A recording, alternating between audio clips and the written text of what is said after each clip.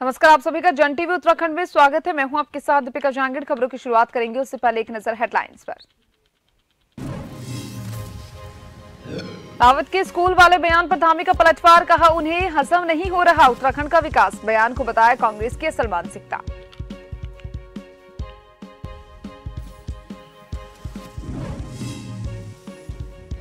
पर्यटन मंत्री सतपाल महाराज का गढ़वाल दौरा। मां दुधियाड़ी मेले में पहुंचकर देवी की डोली के दर्शन कर प्राप्त किया आशीर्वाद। मां दुधियाड़ी देवी मेले को राजकीय मेला किया घोषित।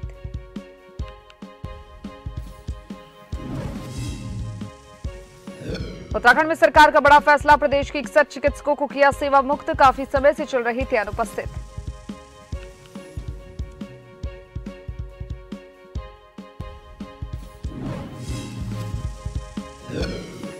उत्तराखंड में किमोली गांव में प्रशासन ने मजार को किया ध्वस्त। विधायक राजकुमार ने विधायक निधि से करवाया था निर्माण।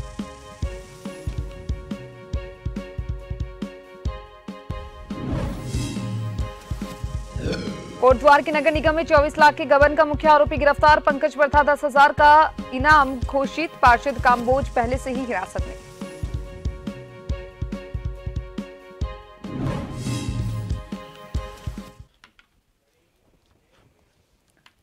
खबरें विस्तार से। विधानसभा में 228 पदों पर बैकडोर से हुई भर्तियों में कुछ वक्त पहले खूब बवाल हुआ था। विधानसभा अध्यक्ष द्वारा एसआईटी का गठन किए जाने के बाद इन सभी पदों को निरस्त कर दिया गया था, जिसके बाद नौकरी से हाथ गंवाने वाले लोगों द्वारा हाईकोर्ट का दरवाजा खटखटाया गया।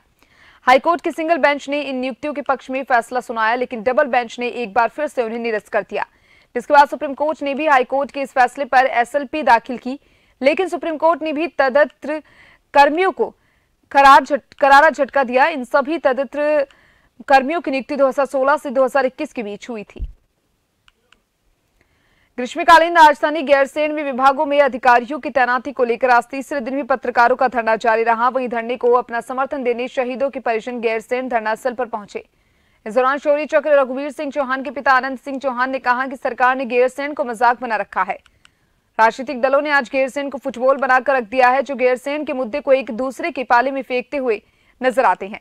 दोनों ही दलों कांग्रेस और भाजपा ने आज गैरसैंण को गर्त में धकेलने का काम कर दिया।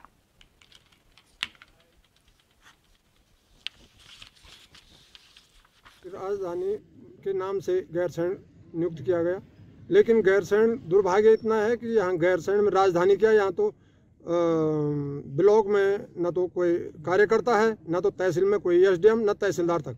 यहाँ एक कानून को पटवारी के ऊपर छोड़ रखा है यहाँ, इसलिए ये राजधानी के छोड़ने से यहाँ राजनेता को अपने चेयर का सवाल है। कोई राजनेता सब रोटी सेकना चाहते हैं और यहाँ विभाग को जनता के लिए हॉस्पिटल में यहाँ एक डॉक्टर नहीं है। यहाँ एक प्रसव होने की औरतें आती है, वो यहाँ से हल्द्वानी या तो देहरादून जाती है। सरकार ने गैरसैंण को ग्रीष्मकालीन राजधानी घोषित किया है और उस ग्रीष्मकालीन राजधानी घोषित किए हुए 2 वर्ष का समय बीत गया है, लेकिन गैरसैंण की स्थिति आज भी जस की तस बनी हुई है। बल्कि ये कहा जाए कि स्थिति बद से बदतर हो गई है। न यहाँ पर एसडीएम है, न यहाँ पर तहसीलदार है, न यहाँ पर खंड शिक्षा अधिकारी है, न खंड विकास अधिकारी है, न यहाँ पर जो है हमारे जल संस्थान के या जल निगम के कोई बड़े सहायक अभियंता बैठते हैं। इसलिए जो है लोगों को बड़ी परेशानी हो रही है। हम लोगों ने जो कल्पना की थी, उत्तराखंड राज्य आंदोलन किया था, तो हमारा ये था कि हमारे गैरसैंण में आज जो आप लोगों के द्वारा ये क्षेत्र के द्वारा ये आंदोलन किया जा रहा है, यहाँ पे उप जिलाधिकारी का नहीं होना और यहाँ पे विशेष जो डॉक्टर होते हैं, स्पेशल जो डॉक्टरों का ना होना, खंड शिक्षा अधिकारी का ना होना, गैरसैंण में बीडीओ का ना होना, बड़े अफसोस की बात है।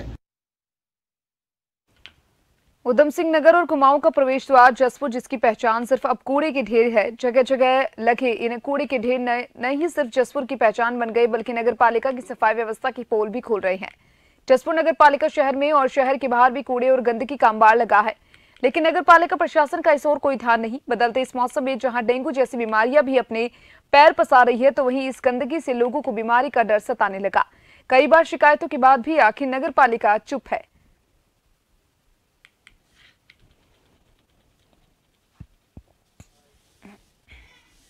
के खिलाफ मैंने नगर पालिका जसपुर ईओ साहब को कई बार लिखित रूप में शिकायत करी है और एसडीएम साहब को भी दी थी। उसके बाद कुछ सुनवाई नहीं करते ये। उसके बाद मैंने 16 सितंबर में सीएम हेल्पलाइन पे भी शिकायत करी, तो इन्होंने सीएम हेल्पलाइन भी सिर्फ कागजों का पेट कागजों से भर दिया। धरातल पर कोई कार्य किया ही नहीं इन्होंने।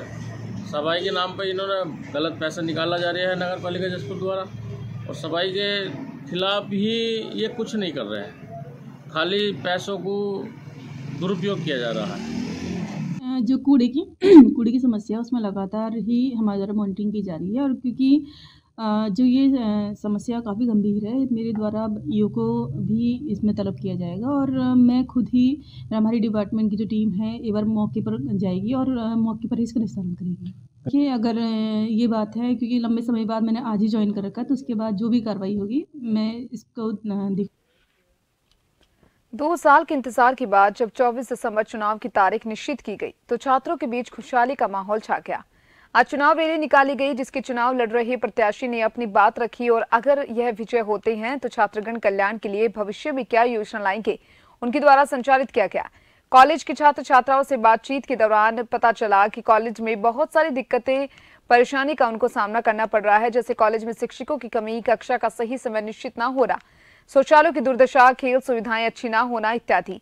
कॉलेज छात्र अपने आने वाले अध्यक्ष से यही उम्मीद करते हैं कि वह उनकी परेशानी सुने और उनकी आवाज उच्च प्राधिकारी तक पहुंचा सके।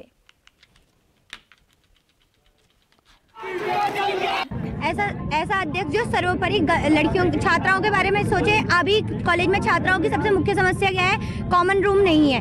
तो मैं ऐसा अध्यक्ष चाहूंगी कि जो कॉमन रूम छात्राओं हेतु बनवाए। मैं कौशल बिरखानी की सपोर्टर हूँ, इनकी छोटी बहन जैसी हूँ। इनका जहाँ तक मुझे मानना है कि ये गर्ल्स को बहुत सपोर्ट करते हैं और गर्ल्स छात्राओं के हितों में बहुत ज़्यादा कार्य करते हैं। पिछले गत वर्षों से इस महाविद्यालय में छात्र संघ चुनाव होते जा रहा है। हर साल नए मुद्दे आते हैं, तो इस साल एक ऐसा मुद्दा हम लेके आए हैं जो वुमेन सेफ्टी के लिए है, बिकॉज एबीवीपी साल भर काम करता है महिला सशक्तिकरण के लिए। तो इस बार हमारा एक नया नारा है वुमेन सेफ्टी के लिए, हम इसमें हम प्रेफर करेंगे। और आई फील सेफ ऐप एक हमने जो निर्णय लिया है, हम सरकार से इसकी मांग करते हैं कि पूरे प्रदेश भर के विभिन्न कॉलेजेस में इस ऐप को।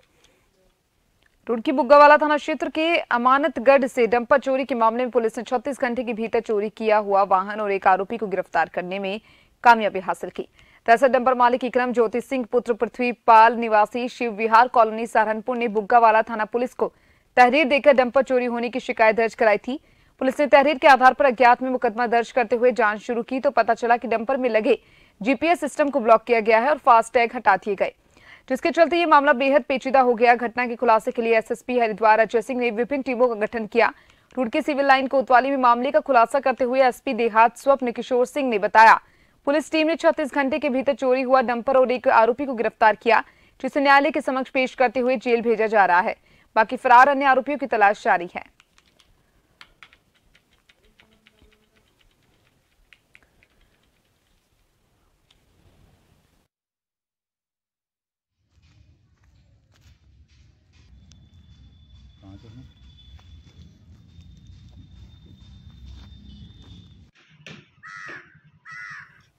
रामनगर में दर्जनों ग्रामीणों ने कॉर्पोरेट कार्यालय पहुंचकर पार्क प्रशासन के खिलाफ जमकर नारेबाजी और प्रदर्शन करते हुए पार्क के निदेशक डॉक्टर धीरज पांडे का घेराव करते हुए ज्ञापन सौंपा।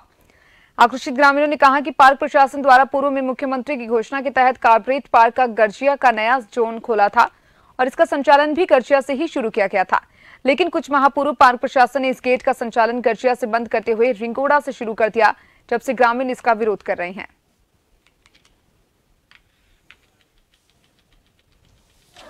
ये हमारा यहाँ पर आपको पता ही है कि हम पिछले दिन 2-3 महीने से लगातार प्रयासरत हैं। गर्जिया जोन जो इन्होंने यहाँ से गर्जिया से शिफ्ट करके जो रिंगोड़ा कर दिया है, उसी के लिए हम लगे हुए हैं कि ये गर्जिया जोन की एंट्री जो है गर्जिया से ही की जाए। उसी के लिए हम लगे हुए हैं। यहाँ पर आप लोग देख रहे हैं कि बराबर कॉर्बेट टाइगर रिजर्व अपनी मनमानी कर रहा है और वन्य जीव मानव संघर्ष इतना यहाँ पर बढ़ रहा है। पिछले 2-3 महीनों में ये देखने में आया है, सामने जो हमने नोट किया है, कॉर्पोरेट प्रशासन अपनी तानाशाही यहाँ पर चला रहा है। मांग हमारी यह है कि गर्जिया जोन जो वहाँ पर पूर्व में संचालित किया गया था, मुख्यमंत्री घोषणा में जो वहाँ पर गर्जिया जोन बनाया गया था ग्राम पंचायत ढुकली से, वहीं से उसका संचालन हो चाहिए, दोबारा से वहाँ पर पर्यटन जो है शुरू किया जाए। तो वहीं वरिष्ठ पुलिस अधीक्षक जनपद उधम सिंह नगर की ओर से नशे के विरुद्ध अभियान चलाया जा रहा है, जिसके तहत अपर पुलिस अधीक्षक काशीपुर और क्षेत्राधिकारी काशीपुर के निर्देशन में कार्रवाई करते हुए पतरामपुर रोड फेज एयाम स्कूल के पास थाना जसपुर से चांस रिकवरी में 6.2 ग्राम स्मैक के साथ 3 तस्कर को गिरफ्तार किया गया। तीनों आरोपियों पर एनडीपीएस एक्ट के तहत मुकदमा दर्ज कर जेल भेज दिया गया।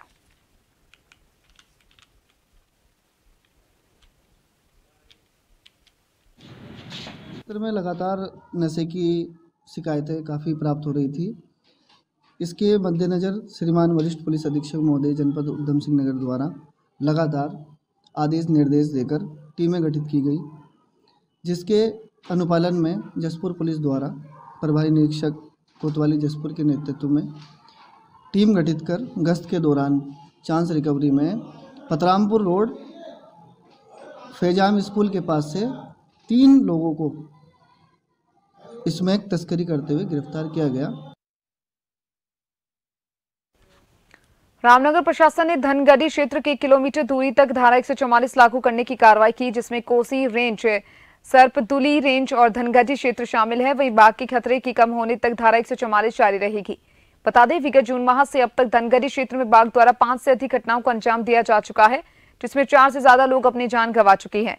जिसमें 2 दिन पूर्व ही इस क्षेत्र में बाघ ने एक विक्षिप्त पर हमला करते हुए उसको अपना निवाला बनाया, जिसे देखते हुए कारबेट प्रशासन ने पर्यटकों की सुरक्षा को देखते हुए स्थानीय प्रशासन ने 144 धारा लागू करने की मांग की, जिस पर एसडीएम ने धनगढ़ी से 1 किलोमीटर क्षेत्र में धारा 144 लागू की है।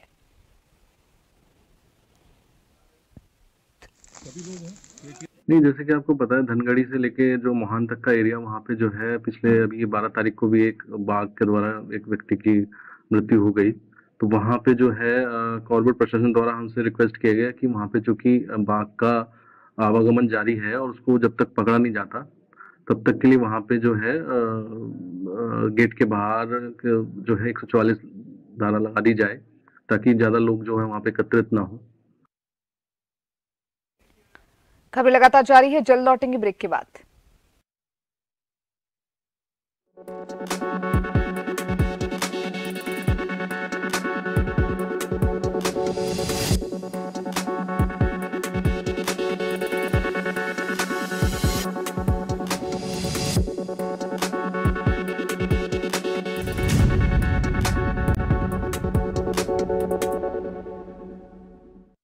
खबरें जो आप पर करती हैं सीधा असर, खबरें जिन पर होती है जनता की नजर, खबरें जिनकी तह तक पहुंचना है जरूरी और जो कसौटी पे हो पूरी। मुद्दा चाहे समाज से जुड़ा हो या फिर सियासत से, तभी वो बनती है खास खबर। खास खबर सोमवार से शुक्रवार शाम 6 बजे।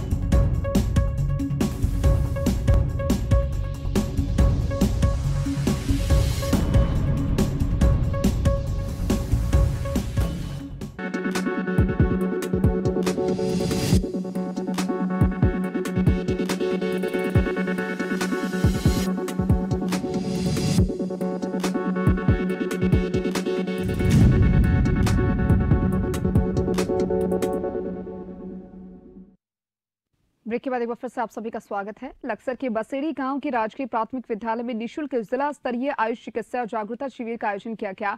चिकित्सा शिविर में डॉक्टरों ने आयुर्वेद और होम्योपैथिक दवाओं से किन किन रोगों से ग्रामीणों को निजात मिल सकती है और इन जैसी सभी स्वास्थ्य संबंधित जानकारी देते हुए उन्हें निःशुल्क आयुर्वेदिक और होम्योपैथिक दवाई वितरित की गई। मौके पर मौजूद जिला आयुर्वेदिक अधिकारी राजीव कुमार वर्मा ने बताया कि हमारे निदेशक के निर्देशन में प्रचार प्रसार के लिए ये कैंप लगाया गया है। इसमें ग्रामीणों को आयुर्वेदिक और होम्योपैथिक दवाओं से किन किन रोगों से निजात पाई जा सकती है बताया जाएगा। जो कैंप है हमारे आयुर्वेद और होम्योपैथिक दोनों पैथी के लिए प्रचार प्रसार के लिए लगाया गया है, जिससे कि गांव वालों को जनमानस को पता चले कि आयुर्वेद से क्या क्या रोग ठीक हो सकते हैं, होम्योपैथिक से भी क्या क्या हो सकते हैं। दोनों लोग यहाँ पे मौजूद हैं और हम जो यहाँ मैं बेसिकली जिला आयुर्वेदिक अधिकारी हूँ, तो हमारे यहाँ जो आयुष रक्षा किट है ना, वो हम डिस्ट्रीब्यूट करा रहे हैं। बाकी और जो डिजीज है उसके अकॉर्डिंग दवाइयाँ दी जा रही हैं। है ना। आयुष रक्षा किट आजकल बहुत इम्यूनिटी बढ़ाने के लिए, रोगों से लड़ने की प्रतिरोधक क्षमता डेवलप करने के लिए बहुत अच्छी किट है हमारे यहाँ। हमने पिछली बार इसमें कोविड पीरियड में भी काफ़ी डिस्ट्रीब्यूट करा है और ये सब निःशुल्क किया जा रहा है। इसमें माननीय सचिव जी और जो हमारे निदेशक महोदय हैं उनके डायरेक्शन में हम लोग काम कर रहे हैं। जिलाधिकारी नैनीताल के निर्देशों पर काला ढूंगी प्रशासन ने भूकंप के बाद बचाव कार्य का मॉक ड्रिल किया। भूकंप आने से राजकीय इंटर कॉलेज के आवासीय कॉलोनी में कई भवनों के क्षतिग्रस्त होने से 15 लोगों के रेस्क्यू का मॉक ड्रिल किया गया, जिसमें भूकंप की सूचना मिलते ही एसडीएम रेखा कोहली ने जिले के अधिकारियों को सूचना दी, जिसके बाद पुलिस आपदा प्रबंधन तुरंत मौके की तरफ दौड़ते और राहत बचाव कार्य में जुट गए। राहत कर्मियों ने गंभीर घायलों को भवनों से निकालकर तुरंत अस्पताल पहुंचाया। बहरहाल ये मॉक ड्रिल था। इसी बीच काला ढूंगी नगर में इंटर कॉलेज में कोई घटना हो जाने की सूचना के बाद अफरा तफरी का माहौल बन गया। बच्चों के अभिभावक रोते हुए अस्पताल पहुंचने लगे। जब उन्हें मॉक ड्रिल होने की बात बताई गई तो उन्होंने राहत की सांस ली।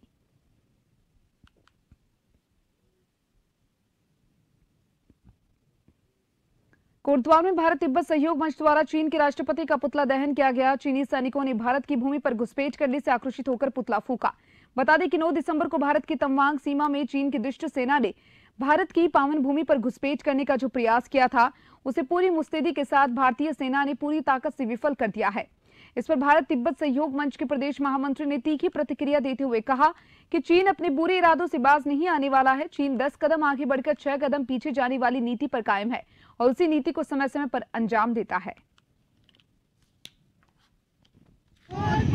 9 दिसंबर को तवांग क्षेत्र के अंदर दुष्ट चीनी सेना के द्वारा अतिक्रमण करने का प्रयास किया गया था हमारी सीमा पर, जिसका हमारे बहादुर वीर जवानों ने मुंहतोड़ जवाब दिया और चीनी सैनिकों को पीट करके सीमा से खदेड़ दिया गया, जिसका एक वीडियो सोशल मीडिया पर और कई टीवी चैनलों पर चल रहा है, जिसमें कि दिखाया जा रहा है किस प्रकार से भारतीय सैनिकों ने चीनियों को मार के भगाया है। मैं भारत सरकार से मांग करता हूं कि जो चीनी सेना लगातार हमारी सीमा पर घुसपैठ कर रही है उसे बहुत कड़ा जवाब दिया जाना चाहिए और मुंहतोड़ जवाब कहते हैं वो दिया जाना चाहिए। साथ ही भारत के अंदर जो छुपे हुए चीनी दुष्ट एजेंट हैं जो भारतीय सेना को और भारत सरकार को भी समय समय पर बदनाम करने की कोशिश करते हैं और चीन के द्वारा जो घटनाएं की जाती हैं उसे दबाने के लिए भारत के अंदर माहौल खराब। नगर निगम कोटद्वार में 24 लाख के गबन के मुख्य आरोपी अकाउंटेंट पंकज रावत को आखिरकार पुलिस ने धर दबोच लिया। गबन में शामिल ठेकेदार सुमिता देवी और पार्षद कुलदीप काम्बोज को पहले ही गिरफ्तार कर जेल भेज दिया गया है। वहीं लंबे समय से फरार चल रहा मुख्य आरोपी पंकज अब पुलिस हिरासत में है। पंकज पर कोर्ट ने 10,000 रुपए का इनाम भी रखा हुआ था। कोटद्वार की तरफ से एक मुकदमा पंजीकृत किया गया था जिसमें उनका ये कहना था कि नगर निगम के कर्मचारी और कुछ लोगों बाहर के लोगों ने मिल करके फर्जी साइन करके कुछ चेकों के माध्यम से सरकारी धन का दुरुपयोग किया। इसमें हमारा 254/22 करके मुकदमा पंजीकृत हुआ, जिसमें 409, 420, 467, 467, 471, 120 भी करके धाराएं थी। तो इन्वेस्टिगेशन के दौरान पता लगा, हमने एफएसएल को वो चेक भेजे हुए हैं और जिन लोगों के अकाउंट में पैसा किया, जो उस फाइल का कस्टोडियन था, जो मेन वहाँ का अभियुक्त है, उनके खिलाफ विवेचना चली। विवेचना के दौरान ये तथ्य सामने आए कि इनकी संलिप्तता और इनकी मिलीभगत है। तो आज 2 लोगों को, एक जो ठेकेदार हैं और उनके साथ जो उनके एक सहयोगी हैं, उन 2 को हमने अरेस्ट कर लिया। मेन अभियुक्त जो है, जो निगम के कर्मचारी, वो अभी फरार चल रहे हैं, उनके खिलाफ आगे की लीगल कार्रवाई चल रही है। प्रदेश में भ्रष्टाचार का कितना बड़ा बोलबाला है, इसका अंदाजा आप इस बात से लगा सकते हैं कि भाजपा के 13 जिला पंचायत सदस्यों को अपनी ही सरकार के खिलाफ प्रदेश कार्यालय में धरना प्रदर्शन के लिए बाध्य होना पड़ा। दरअसल उत्तरकाशी जनपद के जिला पंचायत अध्यक्ष दीपक बिजलवान पर बीते कुछ समय से वित्तीय अनियमितताओं के चलते एसआईटी जांच कर रही थी और एसआईटी ने अपनी जांच रिपोर्ट शासन को सौंप दी है, जिसमें वित्तीय अनियमितताओं की पुष्टि हुई। इसी को लेकर भाजपा के सभी जिला पंचायत सदस्य प्रदेश कार्यालय पर पहुंचे, जहां उन्होंने विरोध प्रदर्शन का मन बनाया और रेड कारपेट बिछाकर धरने पर बैठ गए। मैं यही तुम्हें पूछना चाह रहा हूँ अपनी सरकार से कि इतने वित्तीय अनियमितताओं की पुष्टि हुई है और पता नहीं सरकारी के लोग जो जिनका उन्हें संरक्षण मिला हुआ है वो बचाने की कोशिश कर रहे हैं। उन्हें वो खुलेआम वो वहाँ पे उत्तरकाशी में बोलता है कि मेरा कोई कुछ नहीं कर सकता है, सरकार जैसे चाहे वैसे मैं सरकार को मैनेज कर रहा हूँ, और अपने कई मंत्रियों के नाम तक लेते हो कि मेरे एकदम खास आदमी है, मेरा कोई कुछ नहीं कर सकता, तुम चाहे कहीं भी जाओ। और उसे आज जब उस पर पुष्टि हो गई, उसके बाद उसे और भी लाइसेंस हमारी सरकार ने दिया है कि वो अब और भी तांडव। प्रदेश में 61 डॉक्टर्स की सेवाएं समाप्त। काफी समय से अनुपस्थित चल रही थी डॉक्टर बाणधारी डॉक्टर्स को भी स्वास्थ्य विभाग ने नोटिस दिया। 1 सप्ताह में नोटिस का जवाब देना होगा, वरना विभाग वसूली करेगा।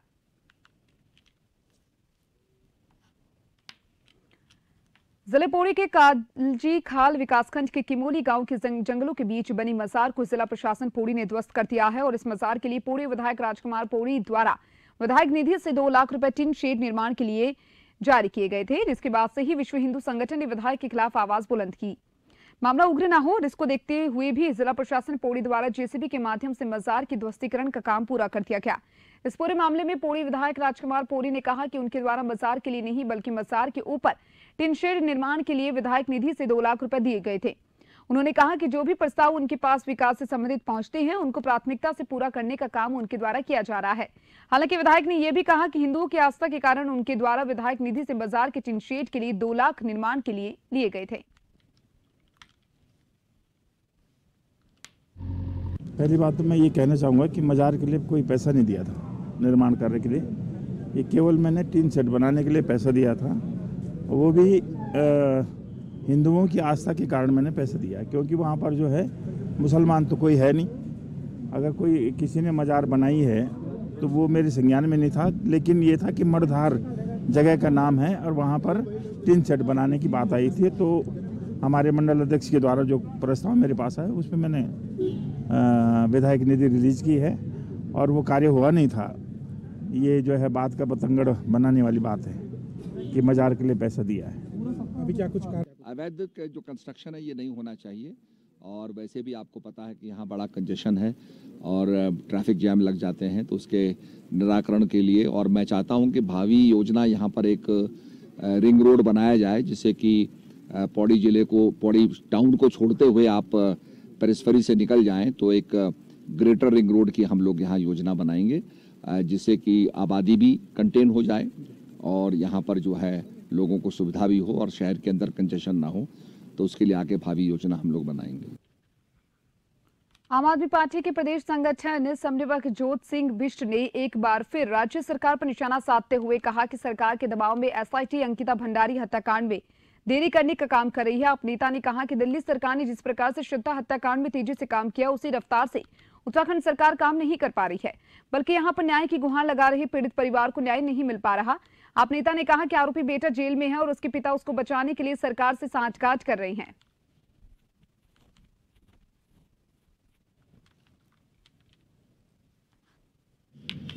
साक्ष्य मिटाने का काम जिन लोगों ने किया उनके खिलाफ कोई कार्रवाई नहीं होती है, पटवारी जो एफआईआर नहीं लिखता उनके खिलाफ कोई कार्रवाई नहीं होती है, और वीआईपी का नाम उजागर करने पर भी सरकार मौन साध लेती है। इसी वजह से विनोद आर्य का जिगरा बड़ा होता है, उसको कहता है कि सरकार मेरे साथ है, बेटा भी बच जाएगा, मेरा कोई क्या कर लेगा। इस तर्ज पर वो एक ड्राइवर के साथ का अनैतिक उत्पीड़न करने का प्रयास करता है और ड्राइवर पुलिस के पास जाता है और उस बात को दबा दिया जाता है। आखिर कोर्ट के आदेश के बाद भी आज अगर विनोद आर्य स्वतंत्र घूम रहा है तो इससे साफ जाहिर होता है कि जिस तरह से यूके 888 में सफेद पोशों को बचाया गया, विधानसभा भर्ती घोटाले में सफेद पोशों को बचाया गया, ठीक इसी तरह भारतीय जनता पार्टी आपराधिक कृत्य करने के बाद अपनी पार्टी के नेताओं को बचा रही है। नगर निगम के 47 वार्डों में घर घर कूड़ा उठाने के लिए 2 महीने में भी कंपनी का चयन नहीं हो पाया और इसके लिए 2 बार टेंडर भी हो चुके हैं, लेकिन टेंडर प्रक्रिया लंबी होती जा रही है। नगर स्वास्थ्य अधिकारी का ये कहना है कि टेंडर के 6 कंपनियों ने आवेदन किया था, जिसमें से 3 कंपनी टेक्निकल बाहर हो गई। बाकी बची 3 कंपनियों के बारे में जानकारी की जाएगी और किस तरह से काम करेंगे। साथ ही बुधवार तक तीनों कंपनियों की फाइनेंशियली बिल खोल दी जाएगी। जो लेटेस्ट है हमारे पास है, तो कहने के लिए यही है कि 6 में से 3 लोग जो हैं टेक्निकली जो है बाहर हो गए थे, जिसमें से बाकी जो बचे हुए 3 हैं उनका भी जो है हमारा एवेल्युएशन चल रहा है, जिसमें उन लोगों के जो है हम लोग प्रेजेंटेशन देख रहे हैं और उनकी जो किस मेथोडोलॉजी में वो लोग करेंगे कार्य आगे संपादन, उसके क्रम में जो है उनके फिर आगे जाके खोला जाएगा। अभी 3 में से 2 का हम लोगों ने जो है मेथोडोलॉजी हम लोगों ने प्रेजेंटेशन देख लिया है, 1 का आज देखेंगे और अगले 1 से 2 दिन के अंदर हम लोग जो है उसकी फाइनेंशियल बिट खोल देंगे। तो कितना समय लगेगा? लगभग मैं मान के चल रहा हूँ कि बुधवार तक जो है हम लोग जो है फाइनलाइज करके जो है अलॉटमेंट कर देंगे वार्डों। उधम सिंह नगर के जिलाधिकारी के आदेशानुसार जनपद में चल रहे अपंजीकृत चिकित्सकों पर लगातार की जा रही छापेमारी से परेशान होकर जसपुर खंड विकास कार्यालय सभागार में मेडिकल वेलफेयर एसोसिएशन के तत्वाधान में गली मोहल्लों में बैठे अपंजीकृत चिकित्सकों की एक बैठक की गई, जिसमें एसोसिएशन के अध्यक्ष डॉक्टर BS गौतम ने कहा कि कोरोना काल में हम जैसे अपंजीकृत चिकित्सकों ने ही मरीजों का उपचार कर उनको जीवन दान दिया। एसोसिएशन अध्यक्ष ने कहा कि यदि सरकार ने छापेमारी अभियान बंद नहीं कराया तो जसपुर नगर क्षेत्र के अपंजीकृत चिकित्सक अपने क्लिनिक बंद कर नगर में जुलूस निकालकर अपनी एकता का परिचय देने के बाद आंदोलनात्मक कदम उठाने को मजबूर हो जाएंगे।